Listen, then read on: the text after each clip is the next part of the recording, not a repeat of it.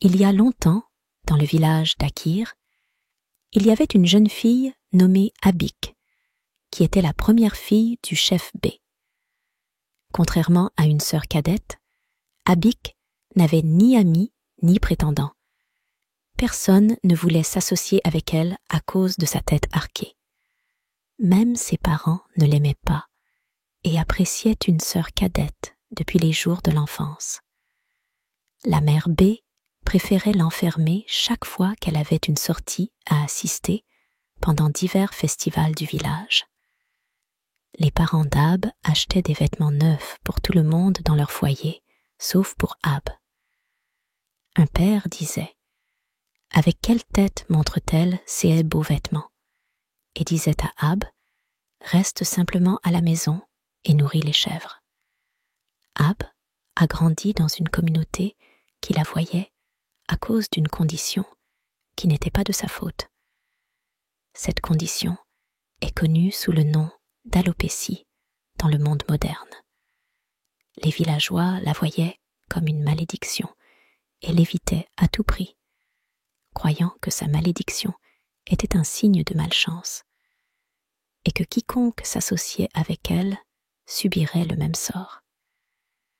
Partout où elle allait dans le village, les gens commençaient à se moquer d'elle. Elle est si laide qu'elle doit être une sorcière. Elle suce du sang pour survivre. Ab, marqué par les paroles cruelles des villageois, a grandi avec une faible estime de soi et sans amour à offrir. Sa seule consolation était sa voix, qui, en chantant près de l'arbre Yoko, se transformait en une douce mélodie qui captivait la nature elle-même. Malgré son talent, l'évitement de la part des villageois et son désir d'amitié et d'acceptation l'ont amené à prendre la décision de quitter le village en quête d'un nouveau départ dans un autre village. Ainsi, avec espoir, elle commença à faire ses bagages, ignorant les défis qu'elle affronterait. Ab commença à se diriger vers la forêt pour entamer son voyage. Elle grimpa pendant de longues heures et, à un moment donné, elle eut besoin de s'arrêter et de se reposer. Elle était sur le point de s'asseoir par terre quand elle remarqua une maison. Ab s'approcha joyeusement d'une maison, ignorant qu'elle appartenait à une sorcière connue de son père pour ses pouvoirs et sa capacité à exaucer les souhaits. En se retrouvant face à face, Ab surmonta sa peur et demanda à la sorcière de lui accorder des cheveux, croyant que cela résoudrait ses problèmes et la rendrait belle. La sorcière accepta, mais avertit que son souhait aurait un prix. Désespérée de changer son apparence, Ab accepta sans hésiter. La sorcière, enveloppée dans un halo mystérieux de fumée et d'ombre, tendit à Abi une potion dans une bouteille gravée de runes anciennes et ornée de feuilles de lierre. D'une voix sifflante, elle lui assura que cette potion, élaborée avec les ingrédients les plus rares et les plus puissants de la forêt, apporterait un changement positif à sa vie. La promesse de transformation résonnait dans l'air chargé de magie, tandis qu'Abby tenait la bouteille avec des mains tremblantes, aspirant à un éclat d'espoir dans son existence sombre. En retournant à son village et en consommant la potion, Ab se réveilla avec des cheveux transformés en lianes, non en la beauté attendue. En cherchant à confronter la sorcière, elle ne trouva qu'une note sur l'auto-acceptation comme clé du bonheur. Son nouvel aspect causa encore plus de peur parmi les villageois et sa propre famille, qui la rejetèrent complètement. Elle fut obligée de vivre dans une petite cabane abandonnée à la périphérie du village. Elle passa ses journées dans la solitude et le désespoir, regrettant sa décision de chercher l'aide de la sorcière. Les années passèrent et les cheveux d'Ab continuèrent à pousser de plus en plus incontrôlables. Elle devint connue comme la sorcière, ce qui lui coûta l'amitié, et personne n'osa s'approcher d'elle, jusqu'à ce qu'un matin chanceux, un beau musicien nommé Had visita le village d'Ab pour se produire lors de l'un des festivals du village. Après sa performance, il décida de visiter le populaire arbre d'Ab et de voir par lui-même les cheveux en liane d'Ab. En arrivant chez elle, il frappa à la porte d'Ab.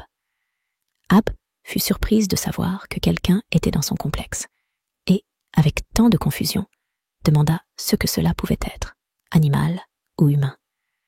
Had répondit en disant « Je m'appelle Had, puis-je entrer ?» Ab sortit en courant avec ses cheveux en liane se redressant, immédiatement étonnée de voir un homme très beau et élégant devant elle. Elle lui demanda pourquoi il était venu la voir, et Had expliqua qu'il avait beaucoup entendu parler d'elle et voulait la voir en personne. Il dit que ses découvertes sont fascinantes et encore plus belles que ceux qu'on lui avait dit. Et ainsi commença leur amitié. Had venait presque tous les jours pour voir Ab, et Ab préparait toujours de délicieux repas avant son arrivée. Cela continua pendant des mois avant qu'un après-midi, lors d'une des visites d'Had, ils se sentent suffisamment proches. Had décida de l'encourager à s'accepter elle-même. Il lui dit à quel point elle était belle et que quiconque aurait la chance d'être son ami. Ab éclata de rire et dit « Tu n'as pas besoin de mentir. Pourquoi quelqu'un aimerait-il une tête d'arbre comme moi ?» Had répondit en disant « Quiconque aimerait une tête d'arbre parce que c'est ta tête d'arbre, Ab. Les têtes d'arbre sont charmantes parce qu'elles sont sur toi, Ab. Tout ce qu'Ab a est simplement parfait. » Avec des larmes roulant sur ses joues, Ab était rempli de tant d'émotions, car personne ne lui avait jamais dit ces belles paroles, même pas ses parents. Après une conversation motivante, Had et Ab visitèrent ensemble le village, affrontant les murmures et les commérages des villageois. Had encouragea Ab à ne plus se cacher, et, avec son soutien, Ab gagna en confiance. Bientôt, ils préparèrent un repas ensemble, et Ab se sentit moins gênée, allant jusqu'à souhaiter visiter le village seule, se montrant confiante et fière. Elle se sentit libre et chanceuse d'avoir Had, qui lui prépara la soupe Ozzy comme promis.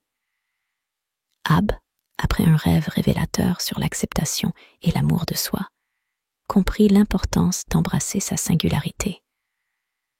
Son acceptation personnelle brisa le sortilège, et quand Had la visita, il remarqua son changement, et ils le célébrèrent ensemble. Ab fut surprise par l'amour et le soutien d'Had, culminant en un moment de connexion profonde. Si vous avez aimé la vidéo, mettez un like, commentez et abonnez-vous à la chaîne pour plus de contenu comme celui-ci. Votre soutien est essentiel pour nous.